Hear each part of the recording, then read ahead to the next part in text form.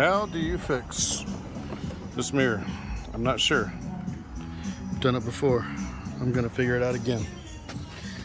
I think what we do, we pop out this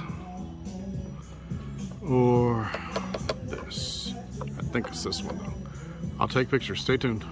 Okay, so you gotta use an itty bitty screwdriver and jam it in there. Don't worry about messing it up. That is not gonna help you get it out. But this screw Phillips came out of that right there. So I'm about to screw back in. Stay tuned. This is what I'm working with right now.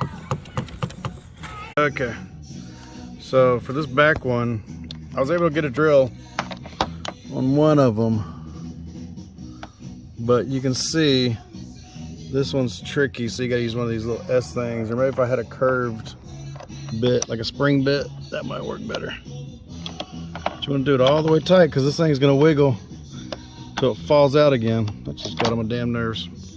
So that's them, those three. Okay, so you just pop this back in, and it's easier. Oh, there we go. Just pop it back in. It's good, it's good, good. Nobody can ever tell that I pried on that, ever.